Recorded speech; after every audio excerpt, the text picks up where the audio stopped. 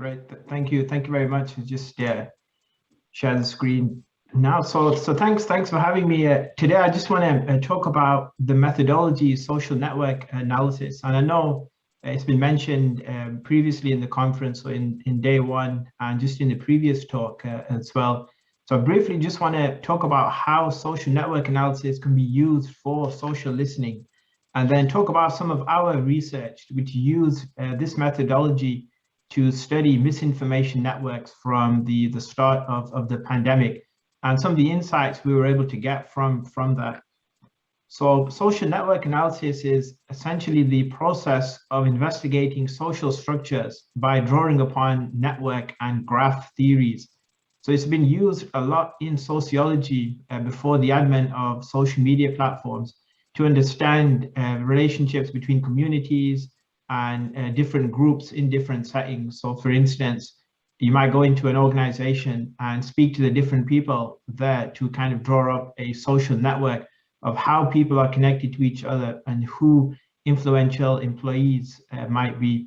And due to the advent of social media platforms, people began to use this method and apply it to social networks. And there's a number of different tools and software applications that allow anyone to easily tap into this social media data and perform social network analysis on these data sets. So this is an overview of a network visualization, and essentially social network analysis by exploring the relationships between different users around a given topic, account on social media, YouTube video, and so forth.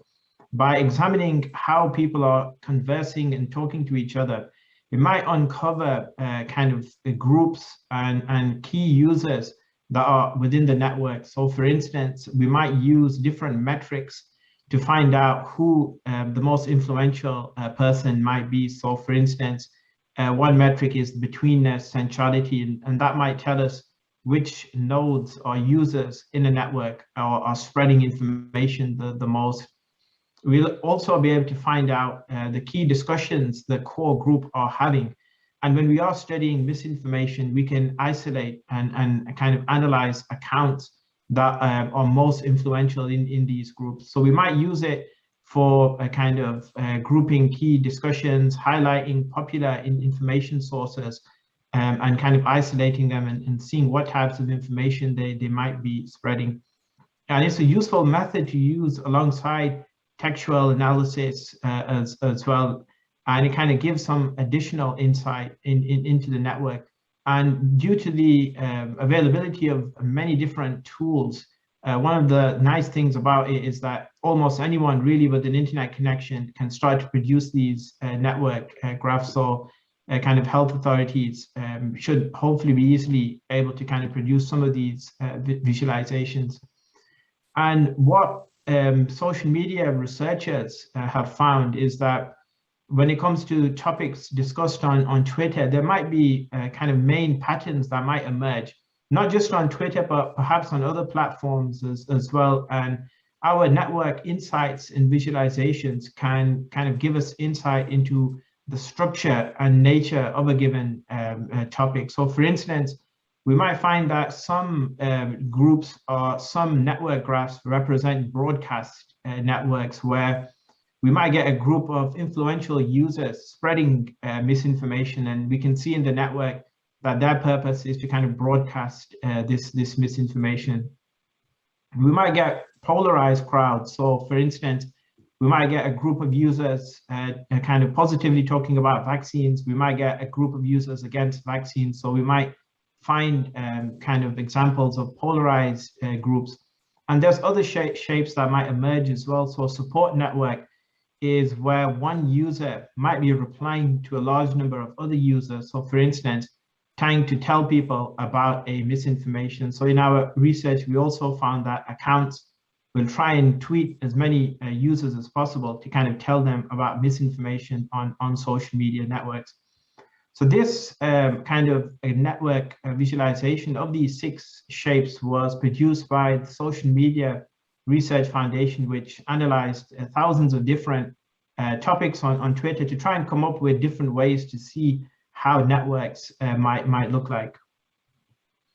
So there's different tools that people can use to analyze social media data from different platforms, for instance, Twitter, YouTube, and so forth. And one open source free tool that anyone can really start to use and find kind of patterns in these networks is Gephi, freely available, and allows kind of importing data and analyzing it. There's other tools as well, iGraph, UCINet, and Node Excel as well, a Microsoft Excel plugin. So in our research, we've been mostly using Node Excel, and we have been studying misinformation networks on different conspiracies. So one conspiracy we looked at was 5G and coronavirus, where we looked at the relationships between different users in the network.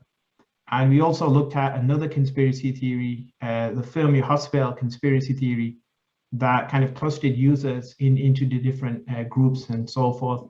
We also found that when we look at a particular network as it emerges, once you remove the accounts that are spreading misinformation, we might see a group on the right-hand side. So networks, when you remove misinformation from them, they really look kind of empty.